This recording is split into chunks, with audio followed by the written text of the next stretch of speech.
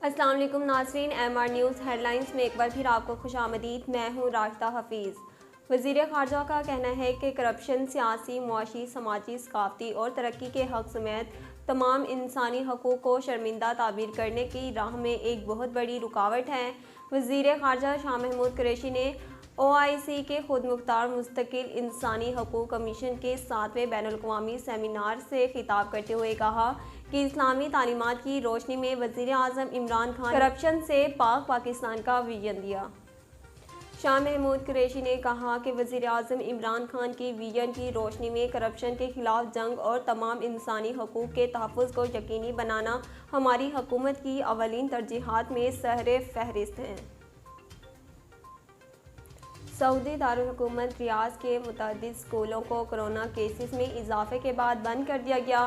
खबर एजेंसी के मुताबिक रियाद में प्रिंसिपल ने सूबाई इख्तियारात का इस्तेमाल करते हुए स्कूल बंद करने के बाद तालीम को ऑनलाइन शुरू करने का फ़ैसला किया।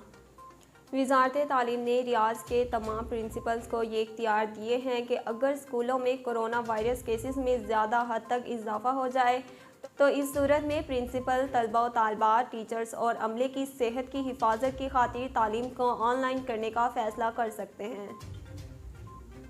महकमे आबाशी ने सखर से निकलने वाली 7 नहरों में आज से पानी बंद कर दिया। तफसीलात के मुताबिक सखर के दाएं और बाएं किनारे से निकलने वाली 7 नहरों में सालाना सफाई सुथराई की गर्ज से 15 दिन के लिए पानी बंद कर दिया गया। तुर्की में तातीलात गुजारने का मंसूबा बनाने वाले गैर मुल्की सियाहों की बेहतर हिफाजती इक़दामात सियाहत के पेशे से मुंसलिक अफराद के लिए 2022 में उम्मीद की नई किरण रोशन करती।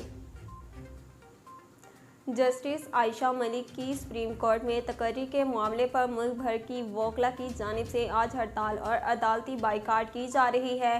जुडिशल कमीशन के मुतवक्के फैसले के खिलाफ पाकिस्तान बार और supreme court bar Pakistan bar council की अपील पर वकला की तरफ से मुल्क भर की अदालतों में आज हड़ताल जारी रहेगी। कराची में वकला ने सिंध हाई कोर्ट की इमारत को ताले लगा दिए। वकला तंजीमों ने वकला और साइलिन को अहाते में दाखिल होने से रोक दिया। नाज़रीन, अब तक के लिए इतना ही। मज़ीद खबरों और अपडेट के लिए हमारे YouTube चैनल को सब्सक्राइब कीजिए और हमारे Facebook पेज को फॉलो कीजिए। इसी के साथ ही अपनी मेज़बान राशिदा हफीज़ को दीजिए इजाज़त। अल्लाह निगहबान।